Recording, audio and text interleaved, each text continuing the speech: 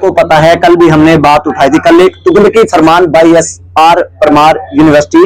जो कि फॉरेस्ट्री और एग्रीकल्चर यूनिवर्सिटी है, उसमें जो है वो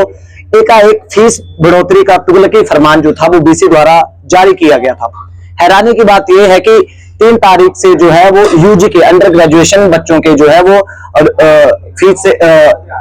स्टार्ट है, उनका जो है वो काउंसलिंग स्टार्ट है 3 तारीख से। और इतनी शर्म की बात है कि एक उन्होंने फीस में बढ़ोतरी कर दी है, और फीस में बढ़ोतरी भी इतनी की है कि जिसका कोई हिसाब ही नहीं है।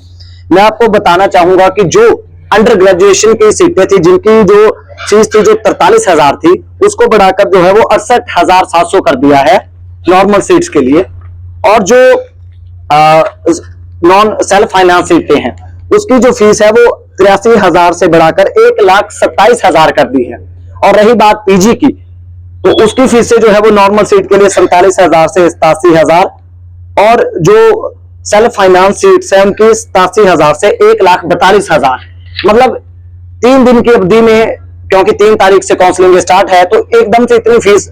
हाई कर दी है कि बच्चों को सोचने और समझने का समय नहीं दिया है। और एक और मैं आपको चौंकाने वाली बात यहां पर बताने जा रहा हूं कि जो अंडर ग्रेजुएट जो इनका प्रोग्राम था, जो इन्होंने प्रोस्पेक्टस जारी किया था, उसमें फीस मेंशन जो की गई थी उसमें 43,000 की गई थी। हालांकि वो ही फीस बहुत ज्यादा थी, लेकिन इतना तुगलकी फरमान इस BC ने जारी किया है कि आम घरों के बच्चों को, आम घर के युवाओं को जो है वो